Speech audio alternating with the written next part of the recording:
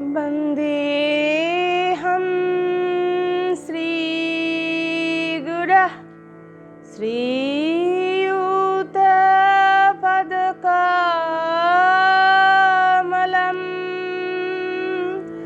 श्रीगुरुन् वैष्णवांश्च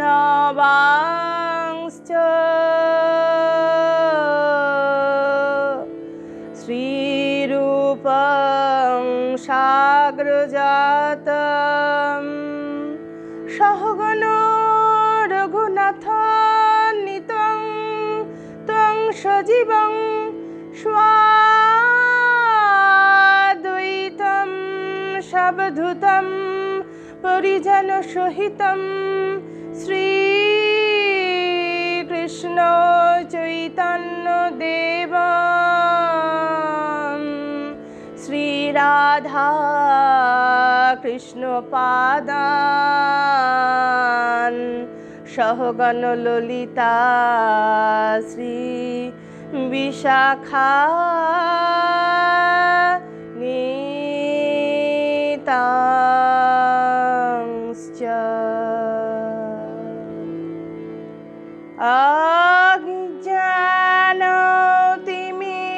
अज्ञानतिमिरान्धस्य ज्ञानाञ्जनशलाकया चक्षुरुन्मीलितं येन तस्मै श्रीगुरवे नमः। कृष्णाय वासुदेवाय हरये परमात्मने प्रणतक्लेशनाशाय गोविन्दाय नमो नमः। तप्तकाञ्चन गौराङ्गीं राधां वृन्दावनेश्वरी वृषभानुसुतां देवीं त्वां नमामि हरिप्रियाम्।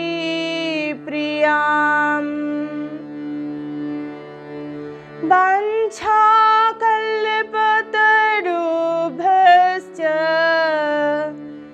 कृपासिन्धुभ्य एव च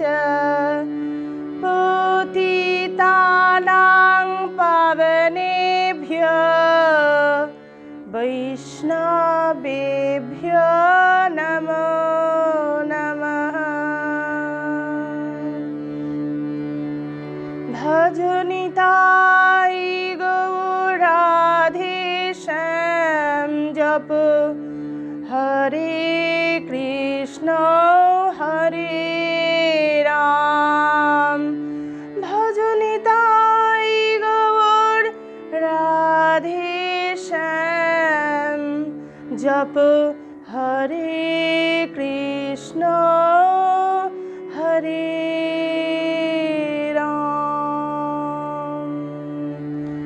সকল শ্রোতা বৈষ্ণব গণেরে আমি করি নমস্কার। সবে চরণ ধুলি দেহ মস্তকে আমার। শ্রী গুরু প্রেমানন্দে নিতাই গৌর হরি বল। শ্রী গুরু প্রেমানন্দে নিতাই গৌর হরি বল। শ্রী গুরু প্রেমানন্দে নিতাই গৌর সীতানাথ হরি হরি বল হরি হরি বল। সকল শ্রোতা বৈষ্ণবগণ ও ভক্তিমতী মায়েদের শ্রীচরণে প্রণাম এবং ভগবত গীতার শ্রীচরণে প্রণতি জানিয়ে অদ্যকার বিষয় অনাদির আদি গোলক বিহারী ব্রজেন্দ্র নন্দন শ্রী নন্দনন্দন শ্রী গোবিন্দ ব্রহ্মার দিনের মধ্যে একবার ধরাধামে এসে করেন প্রকট বিহার, অর্থাৎ ব্রহ্মার দিবসের মধ্যে ভগবান গোবিন্দ একবার এসে প্রকট লীলা করেন। শ্রী শ্রী কৃষ্ণদাস কবিরাজ গোস্বামী পাদ বিরচিত শ্রী শ্রী চৈতন্য চরিতামৃতের আমরা পাই, ব্রহ্মার দিবসে তেহ একবার অবতীর্ণ হইয়া করেন প্রকট বিহার। সত্য ত্রেতা দাপর কলি চারি যুগ জানি, সেই চারি যুগে দিব্য এক যুগ মানি। ৭১ চতুর্যুগে এক মন্বন্তর, ১৪ মন্বন্তর ব্রহ্মার দিবস ভিতর। ব্রহ্মার একদিন অর্থাৎ ১৪ মন্বন্তর, ১৪ জন মনুর রাজত্বকাল। এই রকম ৭১টি দিব্য চতুর্যুগ, অর্থাৎ এই যে সত্য ত্রেতা দাপর কলি, এই ৪টি যুগের সমন্বয়কে একটি দিব্য যুগ বলে। এই রকম ৭১টি দিব্য চতুর্যুগ হতে যে অতিবাহিত করতে যে সময় লাগে তাকে এক মন্বন্তর বলা হয়। এই রকম ১৪টি মন্বন্তর আছে। ১৪ মন্বন্তর সমান ব্রহ্মার একদিন। বর্তমানে সপ্তম বৈবস্বত মনুর রাজত্বকাল চলছে। তার মধ্যে ২৭টি দিব্য যুগ অতিক্রান্ত হয়েছে। এখন ২৮তম দিব্য যুগের দাপরের শেষ ভাগে স্বয়ং ভগবান ব্রজেন্দ্র নন্দন শ্রীকৃষ্ণ আবির্ভূত হয়েছেন, বৃন্দাবনে তাঁর লীলা করেছেন। আর এই কলিরই শেষ ভাগে শ্রী রাধাকৃষ্ণ মিলিত বিগ্রহ গৌর স্বরূপে আবির্ভূত হয়ে মাদৃশ কলিহত জীবকুলকে শ্রী শ্রী হরিনাম সংকীর্তন এবং ব্রজ প্রেম দান করে গেছেন। দুখানি প্রামাণ্য গ্রন্থ আছে ভারতবর্ষে। একখানি হলো শ্রীমৎ ভগবত মহাপুরাণ। এই শ্রীমৎ ভগবত মহাপুরাণ, যেখানে ভগবানের লীলা কথা বর্ণনা করা আছে। আর একখানি হলো শ্রীমৎ ভগবত গীতা, যেখানে ভগবানের মুখনিসৃত বাণী সম্মিলিত আছে। দুইখানি গ্রন্থই বেদব্যাসজির। বেদব্যাসজি যিনি ভগবানের কলা অবতার। এই মহামুনি বেদব্যাসজি যিনি ভগবানের নিঃশ্বাস থেকে সৃষ্ট বেদকে 4 ভাগে ভাগ করলেন। তারপরে তিনি সেই বেদ যা এতদিন শুনে শুনে মনে রাখতে হতো, তাকে শাস্ত্র আকারে লিপিবদ্ধ করে প্রকাশ করলেন। এরপর অষ্টাদশ পুরাণ, উপপুরাণ রচনা করলেন, বেদান্ত দর্শন রচনা করলেন। বেদে যেহেতু স্ত্রী এবং শূদ্রদের কোনো অধিকার ছিল না, তাই তাঁরা যে কোনো ধরনের শাস্ত্রীয় আচার অনুষ্ঠান করতে গিয়ে তাঁরা অনেক রকম ভুল ভ্রান্তি করে বসতেন। তাই তাদেরও যাতে মঙ্গল হয় সে কথা চিন্তা করে মহামুনি বেদব্যাসজি সুদীর্ঘ মহাভারত প্রণয়ন করলেন। এই মহাভারতে 18টি পর্ব আছে। তার মধ্যে ভীষ্ম পর্ব, যার 24 থেকে 42তম অধ্যায় এই শ্রীমদ্ ভগবদ গীতার অন্তর্ভুক্ত। ভগবদ গীতায় 18টি অধ্যায় আছে এবং সর্বমোট 700টি শ্লোক আছে। এর মধ্যে ভগবান শ্রীকৃষ্ণের বলা শ্লোকের সংখ্যা হল 574টি। অর্জুনের বলা শ্লোকের সংখ্যা হল 85টি। ধৃতরাষ্ট্রের বলা শ্লোকের সংখ্যা 1টি। আর সঞ্জয়ের বলা শ্লোকের সংখ্যা 40টি। গীতার 18টি অধ্যায়কে মোট 3টি ভাগে ভাগ করা হয়েছে। প্রথম 6টি কর্মযোগ, তার পরের 6টি ভক্তিযোগ, অর্থাৎ মাঝের 6টি ভক্তিযোগ, আর একদম শেষের 6টি হলো জ্ঞানযোগ, অর্থাৎ কর্ম ও জ্ঞানের অন্তরালে ভক্তিকে লুকিয়ে রাখা হয়েছে। এখন এই ভক্তিযোগই সর্বশ্রেষ্ঠ। ঠিক নারকেলের মালাইয়ের মতো, নারকেলের যেমন দুই দিকে খোলা দিয়ে আবৃত্তি থাকে আর ভিতরে শাঁসটা থাকে, ঠিক তদ্রূপ ভক্তিকে জ্ঞান ও কর্ম এর অন্তরালে আবৃত্ত রাখা হয়েছে। কিন্তু এই ভক্তিযোগই সর্বশ্রেষ্ঠ যোগ, কারণ ভগবান নিজ মুখে বলেছেন, অহম ভক্ত পরাধীনঃ, আমি ভক্ত পরাধীন। ভগবান ভক্তের ভক্তিতে বশ হয়, তাই এই ভক্তিযোগেরই আমাদের অনুশীলন করতে হবে, ভক্তিযোগেরই অধ্যয়ন করতে হবে।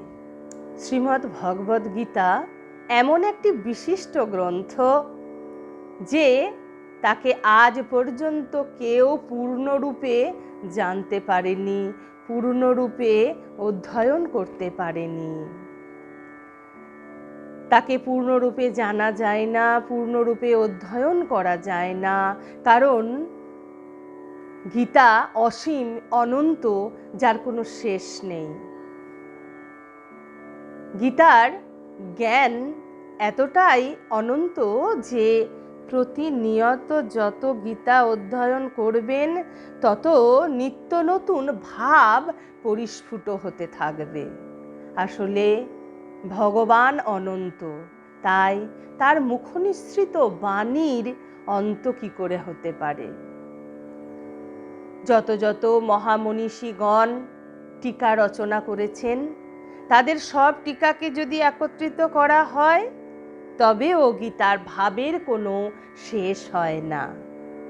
যেমন একটি কূপ থেকে দীর্ঘদিন জল তুলতে থাকলেন, কত শত বৎসর ধরে সেই কূপটি কত শত মানুষের তৃষ্ণা নিবৃত্তি করে আসলো, তথাপি সেই কূপের জল যেমন শেষ হয় না, গীতার ভাবও তেমন, গীতার অন্তর্নিহিত অর্থও তেমন কোনোদিন পরিশেষ হয় না। তবুও তো কূপটি একটি প্রাকৃত উদাহরণ মাত্র। কূপের জলও শেষ হয়ে যেতে পারে, কিন্তু তথাপি ভগবানের বাণী তা কখনো শেষ হবে না। এটি অনন্ত, শাশ্বত, অসীম। এই বাণী বুদ্ধিতে কল্পনা করা যায় না। এটি অন্তর্নিহিত অর্থটি হৃদয়ঙ্গম করতে হয়, হৃদয় দিয়ে অনুভব করতে হয়। যতটা অনুভবে আসে ততটা আবার কথাই প্রকাশ করা যায় না, যতটা কথাই প্রকাশ করা যায় ততটা আবার লেখাতে আসে না। এর ভাব এমনই অনন্ত, এমনই অসীম। ভগবানের বাণী তা মুনি ঋষিদের বাণী অপেক্ষাও অধিক ব্যঞ্জনাময় এবং অধিকতর শ্রেয়। কারণ ভগবান তো মুনি ঋষিদেরও আদি, হ্যাঁ, তিনি তো আদি পুরুষ। অহমাদির হি দেবানাম মহর্ষীনাম চ সর্বশঃ। তাই যত যত মুনি ঋষি আদি আছেন, যত বড় মহাত্মাই আছেন, যারা নানান বাণী বলে গেছেন, তা যত উচ্চদরেরই হোক না কেন, তা কখনোই ভগবানের মুখনিসৃত বাণী গীতার সমকক্ষ হতে পারে না। কারণ ভগবানের বাণী সর্বদাই ভ্রম, প্রমাদ, বিপ্রলিপ্সা এবং করোনা পাটব এই দোষগুলির ঊর্ধ্বে থাকে।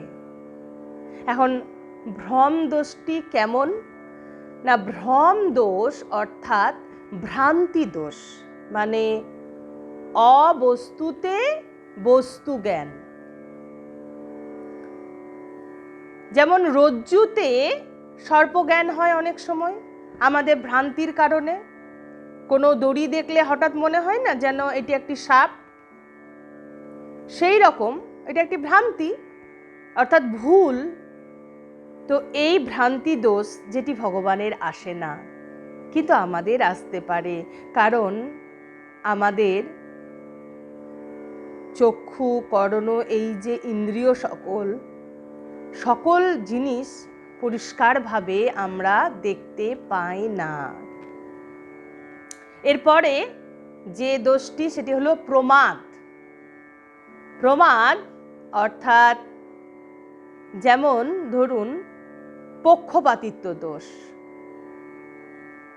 আমরা মায়ার দ্বারা আচ্ছন্ন জীব, তো তাই আমাদের কোনো কাজ করতে গেলে কখনো পক্ষপাতিত্ব চলে আসে, কখনো বা অসত্য ভাষণ হয়ে যায়, আবার কখনো বা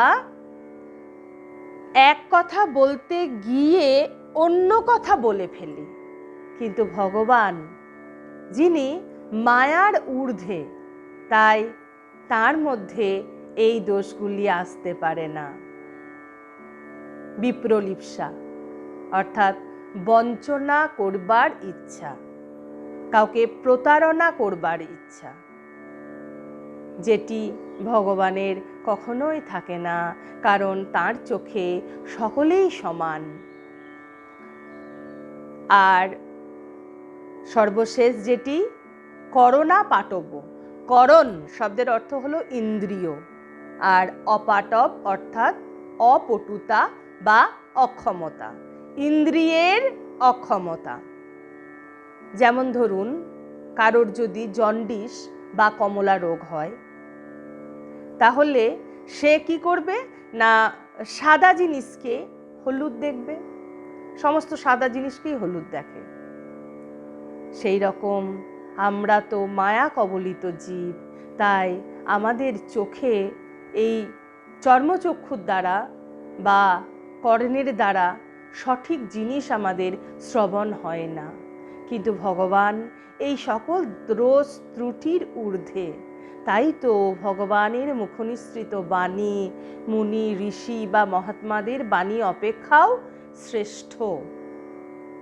আর ভগবানের মুখনিসৃত হওয়ার কারণেই উপনিষদের সার হওয়ার সত্ত্বেও তা উপনিষদ অপেক্ষা অধিক বৈশিষ্ট্যপূর্ণ।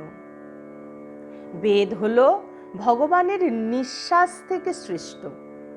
নিঃশ্বাস তো স্বাভাবিক নিয়মেই হয়ে থাকে, কিন্তু গীতা ভগবানের মুখনিসৃত বাণী, ভগবান যোগস্থিত হয়ে তা বলেছেন, তা অর্জুনকে উপদেশ করেছেন।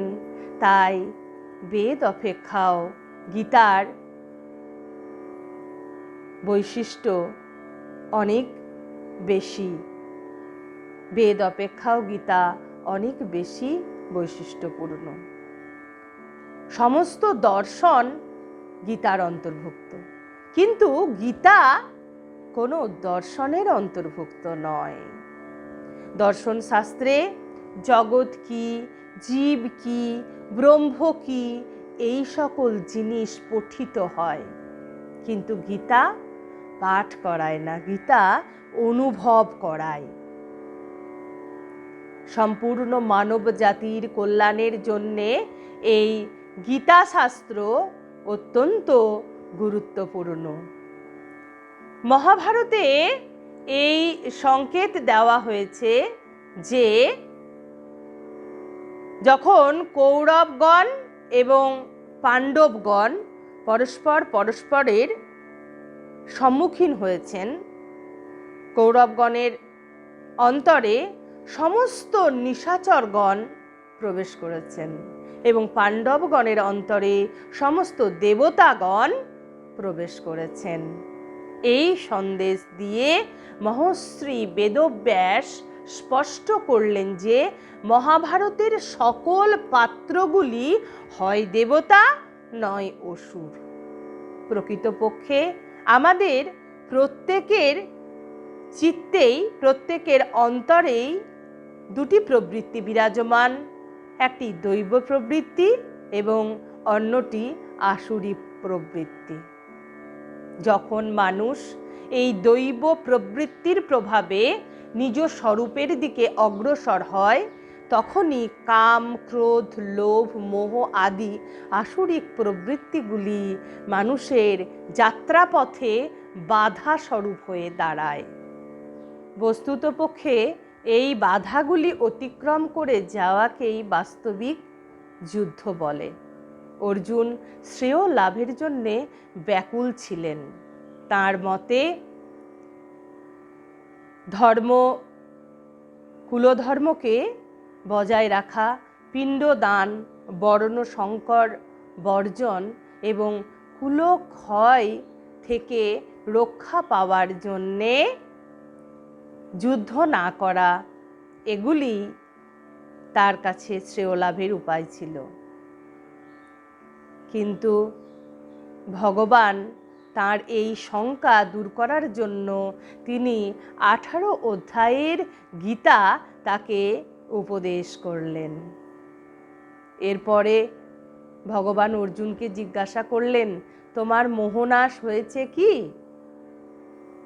অর্জুন বললেন, মোহনাশ হয়েছে। এখন তুমি যা বলবে আমি তোমার কথা মতোই চলব। বস্তুতপক্ষে আমাদের প্রত্যেকেরই প্রশ্ন এটাই, আমাদের প্রত্যেকের সামনে নানাবিধ শঙ্কা, নানা ভয় উপস্থিত হয়, যেগুলি উত্তরণের জন্যে, যেগুলি পার হবার জন্যে গীতার জ্ঞান প্রয়োজন। তাই গীতাশাস্ত্র স্ত্রী, পুরুষ, আবাল, বৃদ্ধ, বনিতা সকলের জন্যে, সকলের গীতার 18টি অধ্যায় অনুশীলন, স্মরণ, মনন অবশ্য প্রয়োজন। ইহজগতের শান্তি, অক্ষয় সুখ, সমৃদ্ধি ইত্যাদি লাভ করার জন্যে গীতার বাণী প্রচারিত হয়েছে।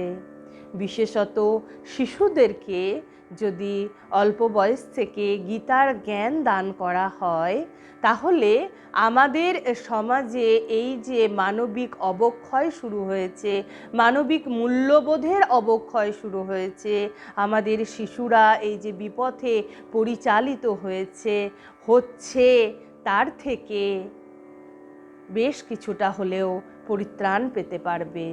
কারণ সঠিক পথের সন্ধান যদি তারা পায়, তাহলে সেই পথে তারা চলতে পারবে।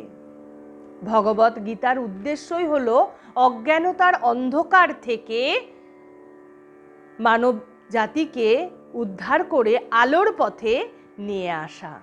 প্রতিটি মানুষই নানাবিধ দুঃখ কষ্টে জর্জরিত। যেমন দুঃখ কষ্টের সম্মুখীন হয়েছিলেন অর্জুন কুরুক্ষেত্রের যুদ্ধের সময়। তিনি ভগবানের শরণাপন্ন হলেন। ভগবান তখন তাকে গীতার তত্ত্বজ্ঞান দান করলেন এবং সেই সমস্যা থেকে উত্তরণ করে জয়ের পথে, বিজয়ের পথে অগ্রসর করে দিলেন। জগতে কেবল অর্জুন নয়, আমরা প্রত্যেকেই সমস্যা সংকুল, নানা সমস্যায় নানা সময়ে জর্জরিত হয়ে আছি। এই যে অনিত্য সংসার, এই অনিত্য সংসারে আমাদের অস্তিত্ব কেমন না অস্তিত্বহীনের মতো। কিন্তু বাস্তবিক তো তা নয়, আমাদের অস্তিত্ব নিত্য। এই জগৎ সংসার অনিত্য, কিন্তু আমাদের অস্তিত্ব নিত্য। আর আমাদের সেই নিত্য ধাম, আমাদের অস্তিত্বের কথা আমরা ভুলে গেছি, আমাদের বিস্মরণ হয়ে গেছে। তাই জন্যেই তো আমাদের এত কষ্ট। আসলে কে আমি, এই প্রশ্নটি আমরা বিস্তৃত হয়ে গেছি। যেমন মানুষের স্মৃতিভ্রম হলে হয় না, কে তার প্রকৃত পরিচয় ভুলে যায়, সে কোথা থেকে এসেছে, তার আসল বাড়ি কোথায় সেটি ভুলে যায়, নকল যে পরিবেশে সে বসবাস করে সেটিকেই সে আসল মনে করে। আমাদের অবস্থাও তাই। তাই ওই যে শাস্ত্রে আছে না, জীব নিত্য কৃষ্ণদাস তাহা ভুলি গেল, তে কারণে মায়া পিশাচি গলায় বিধিল। জীব কে না, জীব নিত্য কৃষ্ণদাস। এই যে জীবের শাশ্বত পরিচয়, এটি জীব ভুলে গেছে। আর ভুলে গেছে বলেই কিনা তারা এই মায়ার কবলে পড়ে দুঃখ কষ্ট যন্ত্রণা ভোগ করছে। আসলে ভগবান যেখানে থাকেন সেখানে মায়ার কোনো স্থান থাকে না, কারণ আলো যেখানে থাকে সেখানে অন্ধকারের কোনো স্থান থাকে না। তাই ভগবান যে হৃদয়ে বিরাজমান হন, সে হৃদয়ে মায়া আসতে পারে না, কারণ মায়া তো ভগবানের অধীন জীব। ভগবান তিনি এই ত্রিগুণাত্মক মায়া প্রকৃতির অধীশ্বর। ভগবানের থেকেই মায়ার সৃষ্টি হয়েছে। তাই ভগবান যেখানে থাকেন মায়া সেখানে আসতে পারে না। আমরা ভগবানকে বিস্মৃত হয়েছি বলেই মায়ার প্রকোপে পড়ে আমরা আমাদের চিত্তকে কলুষিত করে ফেলেছি। আমরা আমাদের বিবেককে কলুষিত করে ফেলেছি। তাই ভগবদ্গীতায় ভগবান আমাদের শিক্ষা দিচ্ছেন কিভাবে আমাদের এই চেতনাকে কলুষ মুক্ত করা যায়। যখন আমাদের চেতনা ভগবানমুখী হয়ে ওঠে তখন আমরা বুঝতে পারি যে আমাদের যা কিছু কর্ম হচ্ছে বা যা কিছু কর্ম আমরা করছি সবটি ভগবানের ইচ্ছা অনুসারে তিনি আমাদের দিয়ে করিয়ে নিচ্ছেন। আর এর ফলে কি হবে, কোনো ভালো কর্ম করার পরে আমাদের হয় না যে বেশ ভালো কর্ম করেছি তো, তাই একটা অভিমান তৈরি হয়ে যায়। তাহলে সেই অভিমান কি হয়ে যায়, আমাদের বন্ধনের কারণ হয়ে যায়। হ্যাঁ, তাই আমাদেরকে যখন আমাদের চেতনা কলুষমুক্ত হয়ে যখন তা ভগবানমুখী হয়ে যাবে তখন আমরা বুঝতে পারবো যে ভগবানের বাগানের আমরা মালি মাত্র। তিনি ইচ্ছে করে আমাদের দিয়ে যতটুকু কাজ করিয়ে নেন আমরা ঠিক ততটুকুই করতে পারি। তিনি যদি না ভাবতেন তাহলে আমাকে দিয়ে সেই কাজটি নাও করাতে পারতেন। যেমন অর্জুনকে দিয়ে তিনি সমগ্র জগৎকে গীতার জ্ঞানোপদেশ দান করলেন। তাই কোনো ভালো কর্ম করলাম, তখন আমরা আশা করব যে না, একটি তো খুব ভালো কর্ম করেছি, তাহলে খুব ভালো ফল পাবো। না বাবা, সেটি করলে ভুল হয়ে যাবে। ওই যে বলেছে না, মা ফলেষু কদাচনা, কর্ম করো কিন্তু ফলের আশা করো না। আমাদের চিত্ত যখন কলুষমুক্ত হয়ে যাবে, তখন আমাদের হৃদয় থেকে এই ফলের বাসনা পরিত্যাগ হয়ে যাবে। আর যখনই ফলের বাসনা পরিত্যাগ হয়ে যাবে, তখনই আমাদের কর্তব্য কর্মগুলি পবিত্র হয়ে যাবে। এই যে বারবার বলা হয় যে ফলের আশা করো না, হ্যাঁ, তার মানে এই নয় যে কর্তব্য কর্মকে পরিত্যাগ করতে বলা হয়েছে। গীতায় কর্তব্য কর্মকে পরিত্যাগ করতে বলা হয়নি, বলা হয়েছে কর্তব্য কর্মকে পবিত্র করে তোলো। আর এই কর্তব্য কর্ম পবিত্র কিরূপে হবে না, যখন আমাদের চেতনা ভগবানমুখী হয়ে যাবে, যখন আমরা ভগবানকে আমাদের আশ্রয় বলে মনে করব, যখন আমরা মনে করব যে তাঁর প্রীতার্থে ভগবানকে খুশি করার জন্যে ভগবানের আদেশ মতো আমি আমার এই কাজটি করেছি, এই কর্মটি করেছি, তখন আমাদের হৃদয় থেকে এই ফলের আশা পরিত্যাগ হবে। আর ভগবত ইচ্ছায়, ভগবতের আদেশ অনুসারে যে কর্ম করা হয়, সেই কর্মটি পবিত্র হয়ে যায়। যে কর্ম জগতের হিতার্থে করা হয়, সেটি পবিত্র হয়ে যায়। ধর্মকে সঙ্গে নিয়ে যে কর্ম করা হয়, সেটি পবিত্র কর্ম হয়ে যায়। অর্থাৎ আমাদের তখন এই অভিমান দূর হয়ে যায়, আমি করেছি। এই অভিমানটি দূর হয়ে গেলেই আমরা শাশ্বত সুখ এবং শাশ্বত শান্তি লাভ করতে পারি। বৈদিক জ্ঞানের সারাংশ আছে গীতার মধ্যে। ভগবান মানুষদের জন্যে গীতা রচনা করেছেন, কোনো পশুদের জন্যে নয়। বৈদিক জ্ঞান তাও মানুষদের জন্যে, কোনো পশুদের জন্যে নয়। আমরা জীবকুলের মধ্যে শ্রেষ্ঠ জনি মানব জনিতে জন্ম লাভ করেছি। জীবদের মধ্যে সর্বশ্রেষ্ঠ এই মানব জন্ম। তদুপরি আবার ভারতবর্ষে জন্ম লাভ করেছি।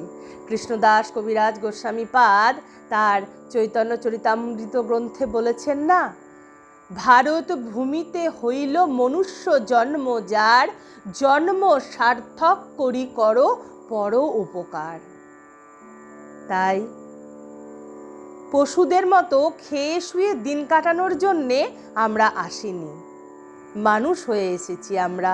পশুদের জন্যে যে নিয়ম খাটে, সেগুলি মানুষদের জন্যে নয়। পশুরা পশুকে বধ করে, হত্যা করে, পশুদের প্রতি অনেক অত্যাচার করে, কিন্তু মানুষ যখন পশুদের প্রতি অত্যাচার করে, পশুদের প্রতি অন্যায় করে, তখন কিন্তু সেটি অত্যাচার বলে পরিগণিত হয়, সেটি আইনের চোখে শাস্তিযোগ্য অপরাধ হয়ে যায়। আবার সেটি শাস্ত্রের চোখেও অপরাধ হয়ে যায়। তাই পশুদের জন্যে যে নিয়ম, মানুষদের জন্যে সে নিয়ম নয়। বেদ শাস্ত্র আদি জ্ঞান এগুলি মানুষদের জন্যে, পশুদের জন্যে নয়। মানুষ যখন এই বেদের এই গীতার নিয়মাদি অনুসরণ করে চলবে, সেখানে দেখবে যে 3 ধরনের প্রবৃত্তি আছে। 3 ধরনের গুণের দ্বারা 3টি প্রবৃত্তি পরিচালিত হয়, সত্ত্বগুণ, রজগুণ এবং তমগুণ। সত্ত্বগুণের দ্বারা পরিচালিত প্রবৃত্তি মানুষকে দেবতার পথে উন্নীত করে, দেবতার পথে নিয়ে যায়। ভগবদ্গীতাতে আহার্যের ক্ষেত্রেও 3 ধরনের বিভেদ দেওয়া হয়েছে: সত্ত্বগুণের আহার, রজগুণের আহার এবং তমগুণের আহার। তাই যদি আমরা ভগবত গীতার মর্মার্থ উপলব্ধি করে নিজেদের জীবনকে সঠিক পথে পরিচালিত করতে পারি, তাহলে আমরা অবশ্যই আমাদের সেই নিত্যধাম পরম ধামে পৌঁছাতে পারব। ইয়ৎ গত্বা ন নিবর্তন্তে তদ্ধাম পরমং মম। এই পরম গন্তব্যস্থলের নাম পরম ধাম, শাশ্বত ধাম, যা আমাদের নিত্যধাম বা প্রকৃত আলয়। যদি কেউ ভক্তি যোগের দ্বারা ভগবানের সেবায় ব্রতী হন এবং ভগবানকে জীবনের পরম আশ্রয় বলে মনে করেন, তবে তিনি অপ্রাকৃত আমাদের সেই যে নিত্য আলয়, নিত্য আশ্রয়, নিত্য ধাম, সেখানে পৌঁছে যেতে পারবেন, শাশ্বত সুখ লাভ করতে পারবেন, ভগবানের সান্নিধ্য লাভ করতে পারবেন। কেউ যদি ভগবত গীতার উপদেশাবলী সর্বান্তকরণে গ্রহণ করে, তার উপদেশ যদি বা তার মর্মার্থ যদি সর্বান্তকরণে উপলব্ধি করতে পারে, তাহলে তার জীবন সর্বাঙ্গীন সুন্দর হয়ে উঠবে। তাই তার জীবন আলোকে পরিপূর্ণ হয়ে উঠবে, আর তার জীবনের আলোকে আলোকিত হয়ে উঠবে আরও কত শত মানুষের জীবন। তাই সকলেই গীতা অধ্যয়ন করুন এবং আত্মস্থ করার চেষ্টা করুন। তাই তো গীতা মাহাত্ম্যে বলা হয়েছে, গীতা শাস্ত্রমিদং পুণ্যম ইয় পঠেৎ প্রয়ত পুমান বিষ্ণু পদম বাপ্নোতি ভয় শোকাদিবর্জিতঃ। যে ব্যক্তি এই পবিত্র গীতা শাস্ত্র পাঠ করেন, অধ্যয়ন করেন, তিনি ভয় শোক বিবর্জিত হয়ে বিষ্ণু ধামে গমন করেন। গীতাধ্যয়নশীলস্য প্রাণায়ামপরস্য চ নৈব শান্তিঃ পাপানি পূর্বজন্মকৃতানি চ। যে ব্যক্তি সর্বদা গীতা শাস্ত্র অধ্যয়ন করেন, তার প্রাণায়াম ইত্যাদিতে যিনি তৎপর থাকেন, তিনি তার ইহজন্ম এবং পূর্বজন্মে কৃত সমস্ত পাপ থেকে নিঃসন্দেহে মুক্তি লাভ করেন। মলোনির্মোচনং পুংসাম জলস্নানম দিনে দিনে সকৃৎ গীতাম্ভসি স্নানম সংসার মলনাশনম।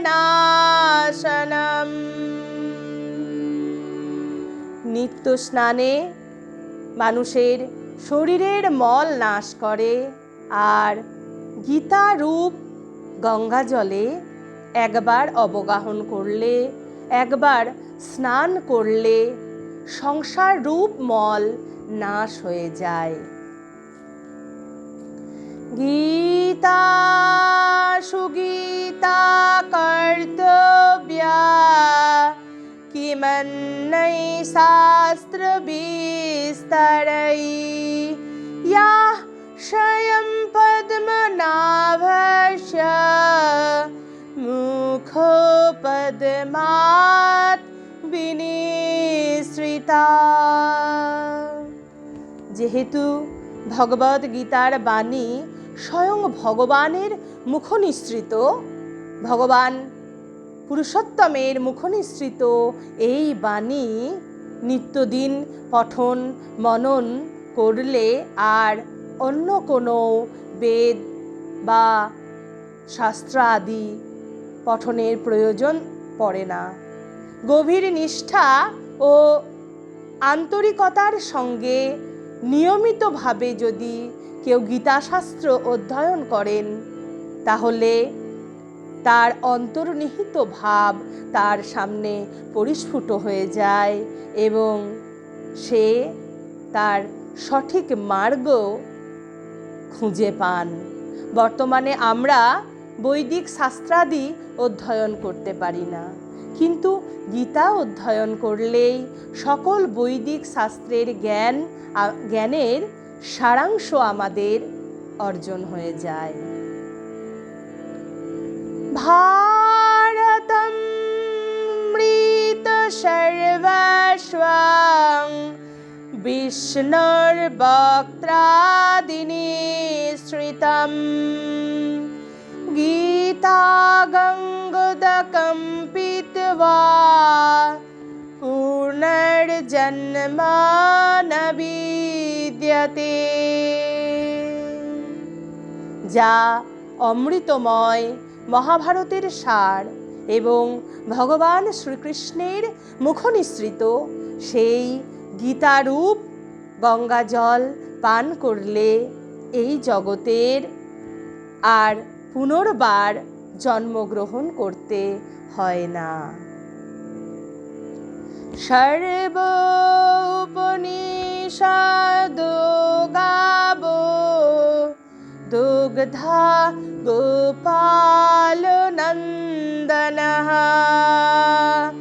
পার্থো বৎস সুধীর ভোক্তা দুগ্ধম গীতামৃতম।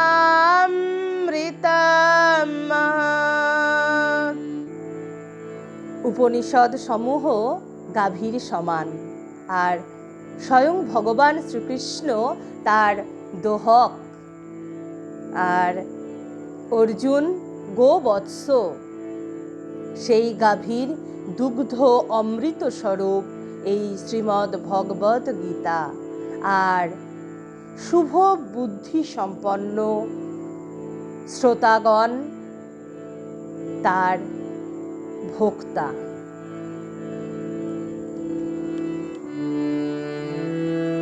एकं शास्त्रं देवकी पुत्र गीताम् एको देवो देवकी पुत्रो एव एको मन्त्रस्य नामानि यानि कर्माप्येकं तस्य देवस्य सेवा कर्माप्येकं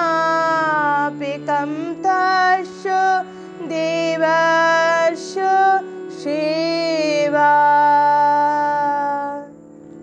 দেবকী নন্দন ভগবান শ্রীকৃষ্ণর মুখনিসৃত এই গীতা একটি উত্তম শাস্ত্র, আর ভগবান দেবকী নন্দন শ্রীকৃষ্ণই একমাত্র উপাস্য, তার নামই একমাত্র মন্ত্র এবং তার সেবাই আমাদের কর্তব্য কর্ম। তাই আসুন আমরা সকলেই আমাদের এই কলুষ মনকে, আমাদের এই আবিলতাযুক্ত মনকে আমরা স্বচ্ছ করে আমাদের ধর্মের পথে চলার মার্গটি প্রশস্ত করি এই গীতা শাস্ত্র অধ্যয়ন ও পঠনের মাধ্যমে। রোজ প্রাতে গীতা শাস্ত্র নিজে অধ্যয়ন পঠন শ্রবণ করুন ও অন্যদেরও পঠন এবং শ্রবণে উৎসাহিত করুন। গীতা আমাদেরকে আমাদের তত্ত্বজ্ঞান দান করতে পারে, আমাদের শাশ্বত ঠিকানা পরম ধামের সন্ধান দিতে পারে। জয় শ্রী গুরুদেব, জয় নিতাই, জয় শ্রী রাধারমণ।